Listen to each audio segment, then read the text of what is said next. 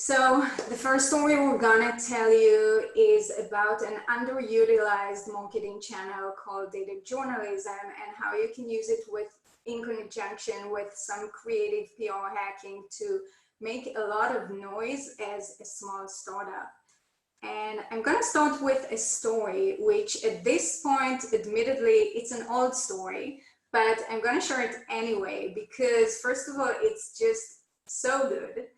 Second, it's a playbook and a marketing tactic that we've been replicating successfully for the past few years. And thirdly, I think it's more relevant than ever right now in the times of Corona. So let's talk about this story. So this is me. The year is 2014, and I'm the head of marketing in a 10-person startup called Castora. It's a bunch of guys and myself in a pretty crappy small office in Manhattan. And back then, this was Castora's marketing team, including content, PR, email marketing, you name it. And back then, my previous experience doing content marketing, PR, and email marketing was that basically I've always liked to read. So not a ton of experience in any of these domains. And I'm gonna jump straight into the results of this campaign. So imagine me in our dinky office, sitting there, and all of a sudden I get this email.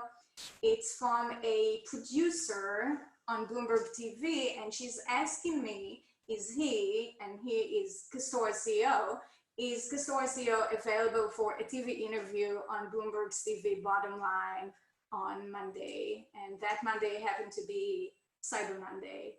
So, and you can see the context and the email that led her to ask this question. So essentially at Castora, we were a marketing analytics startup working with large online retailers. And for the holiday shopping season, we ran a bunch of interesting data analysis using our data. And you can see here, I basically emailed a few hundred reporters sharing the results, the data insights that we discovered. So things like mobile shopping and year-over-year growth and social shopping and so on. Sent her the email, nothing fancy about it, got this response. And you know, they tell you that the best moments in life do not happen in front of a computer. Well, I can tell you this was a pretty happy moment in my life. This was pretty cool. And Corey, the CEO, did end up appearing on Bloomberg TV. And once that happened, obviously we leaned into this marketing tactic and we ran it ultimately throughout my time at Castora, about 3 years. Corey appeared on TV multiple times. You can see some of the other highlights of this marketing initiative. So at some point, Tim Cook, Apple's CEO, mentioned one of our data insights in one of Apple's earnings calls, which was pretty cool. And Bloomberg data terminals incorporated our data on a regular basis in the Bloomberg terminals, which is used by hundreds of thousands of analysts worldwide. In addition, we had press coverage while investing $0 in PR. We had press coverage in dozens of publications, everything from mass media like the Journal to very niche e-commerce, marketing, retail publications, using our data, our charts, our stats, and so on. So that's the Castora story. And I told you it's an old story, but I also told you that we've been replicating the same playbook over and over again successfully. So I'm going to share two more examples. The second example is from Kiwi, an UpWest portfolio startup. Kiwi sells to large media publishers and helps them distribute their content effectively on platforms like Facebook and Instagram, so a very different industry. However, Kiwi also enjoys a wealth of data and interesting proprietary data on things like content and how content performs on Facebook and how large publishers are using Facebook for advertising. So we did the same thing, did a lot of data analysis around news events and holidays and so on, packaged it in a way that's interesting to media and to our audience, and successfully pitched it ourselves to Digiday, which is the leading publication for publishers. It's like the Wall Street Journal of the publishing industry. So you can see here elections data and analysis we did around the Super Bowl, and Digiday literally taking our data charts and incorporating them.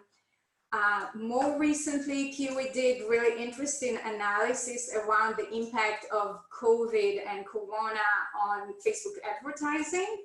And you can see here, this was published end of April, so just a couple of months ago, again on Digiday. So the same playbook continues, and even more successful than ever. And the last example is, again, a completely different vertical. This time it's a fintech startup called TrueAccord. They're in the space of debt collection and loan repayment and so on. A ton of data around how consumers interact with their debts, obviously highly relevant now. So with TrueAccord, and this is hot off the press, it's literally a report we published 2 weeks ago. We did a lot of data analysis looking at different trends and what's going on now, and how COVID is impacting consumers' ability to pay their loans, etc.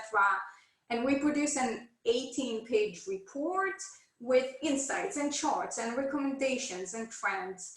And we use that report as the linchpin for an integrated marketing campaign across channels. You can see our examples, how we used it across email marketing and social media. We did a press release, we pitched it to the press, blog posts. We're now building a webinar around this report. So basically a piece of data analysis that we're now using all over, with great results as well. So the report has been read over 2,000 times since it was published 2 weeks ago. We got press coverage in industry publications, got some social media buzz, got just like really good feedback from the industry, which is really exciting. So a third example, completely different industry, also different stages in the startup life cycle with great results. So the playbook overall, and some pointers for you if you want to go ahead and think about that for your own company. You need to have some data to work with. It should be interesting to your industry at least. And I put unique in parentheses because it doesn't necessarily need to be unique, but you need to be able to put your own spin on it. You need someone to be able to do the analysis, but it doesn't necessarily have to be like a data scientist or an engineer. Both for Kiwi and for TrueAccord, we had someone on the marketing team actually running the analysis. You don't need to start with an 18-page report. You can start small with a small data analysis, see if you get interesting insights, see what kind of traction and interest you get from the press and the audience. If you do get interest and you get good feedback, you can decide to invest time, resources, automate, and so on. And definitely you can build on this as a focal point of an integrated marketing campaign across all channels. And I'm excited to talk about it now because I think now it's more relevant than ever. In these crazy times we're now all a part of, people crave information that's data driven and not based on just like opinion or feelings. And this is how you can differentiate yourself, by using your own data, which is proprietary, it's unique, it's interesting, it's legit, and you can kind of rise above the noise, get press coverage, get your audience to be interested. And it's something that even a small startup can do, like you saw in the store example.